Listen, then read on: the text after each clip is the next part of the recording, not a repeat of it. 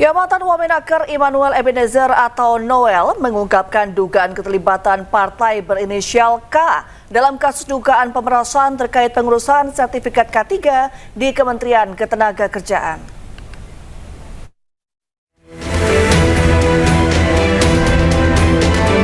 Ex-Wakil Menteri Ketenagakerjaan Immanuel Ebenezer atau Noel kembali berbicara soal partai politik yang terlibat dalam perkara dugaan korupsi pemerasan sertifikasi keselamatan dan kesehatan kerja K3 di lingkungan Kementerian Ketenagakerjaan. Menurut Noel, partai terlibat itu memiliki huruf K dan memiliki 3 huruf.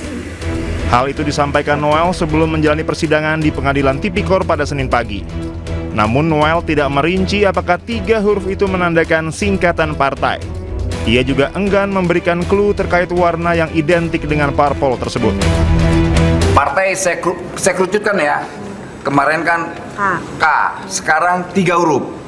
Oke, untuk sementara itu dulu. Tingkatan bang 3 huruf. Oh, udahlah, nanti kawan-kawan tahu lah. Warnanya dua warna-warna. Jangan kasih orang lagi, nanti semakin nanti dulu. Ikutin terus. Ikutin terus sebelah kan.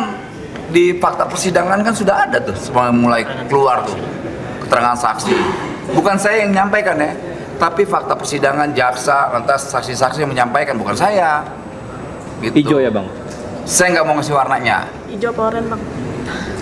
Nggak mau ngasih juga warnanya.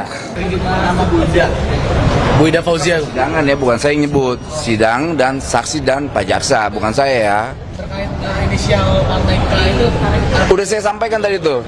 Semakin mengerucut 3 huruf, ya, oke? Warnanya bang? Warna hijau bang? Saya nggak mau nyebut warnanya dulu.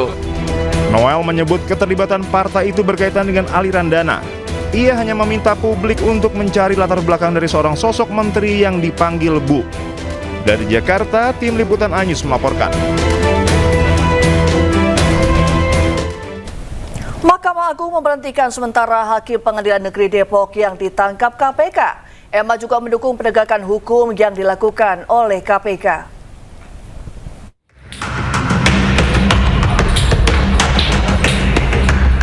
Mahkamah Agung kecewa terhadap kinerja Hakim Pengadilan Negeri Depok yang terjerat operasi tangkap tangan KPK.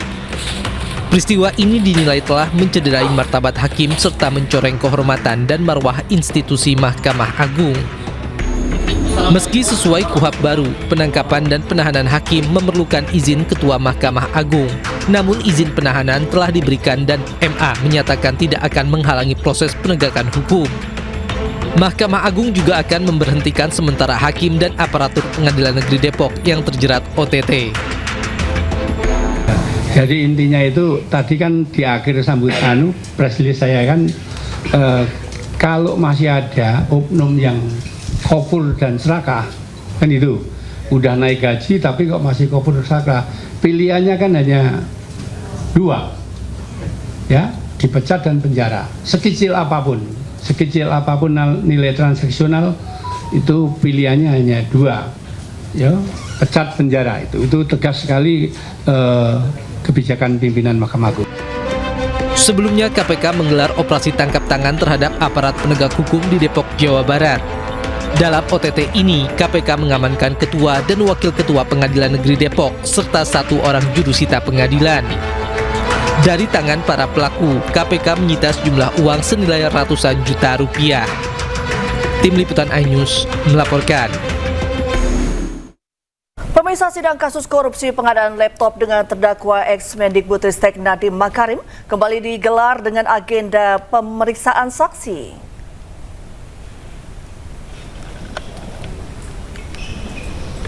Ya, sidang lanjutan kasus dugaan korupsi pengadaan laptop kembali dilakukan dengan agenda pemeriksaan 8 saksi dari Jaksa Penuntut Umum.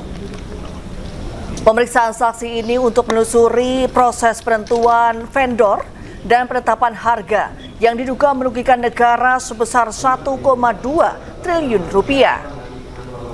Jaksa Penuntut Umum juga mendalami peran staf khusus dan pejabat eselon yang terlibat dalam kebijakan digitalisasi pendidikan periode 2020 hingga 2022. Bersumpah sesuai agama Islam, ikuti kalimat yang saya pandang, akan memberikan keterangan.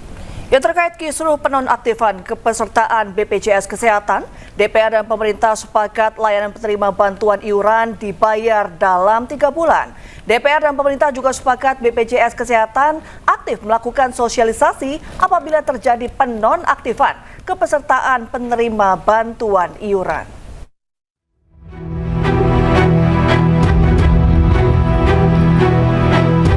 Pimpinan DPR RI memanggil pemerintah membahas penonaktifan kepesertaan BPJS Kesehatan segmen penerima bantuan iuran jaminan kesehatan.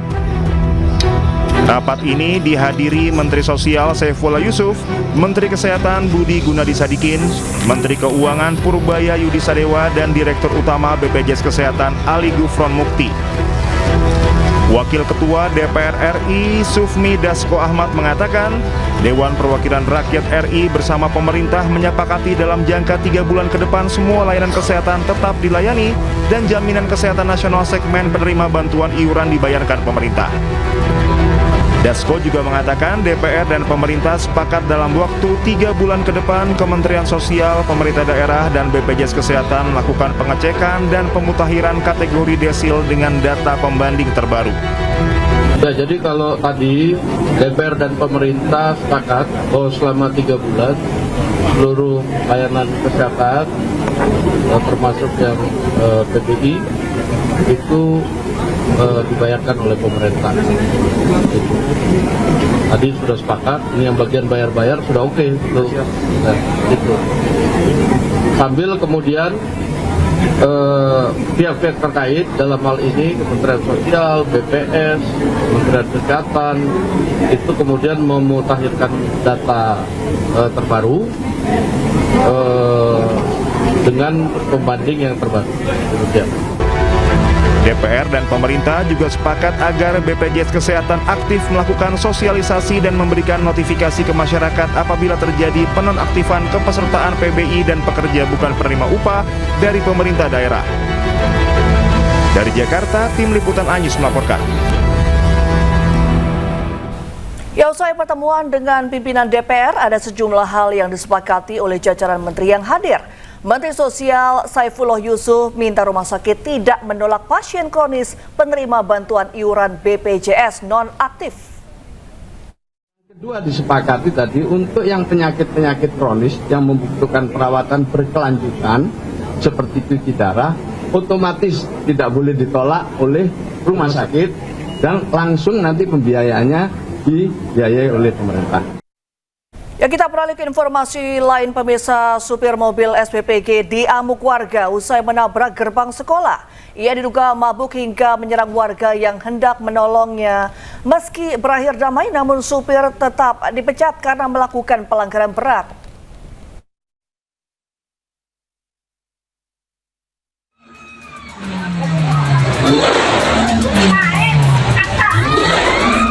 Sopir mobil SPPG Kebumen, Jawa Tengah mengamuk dan menabrak pagar sekolah dasar Celapar.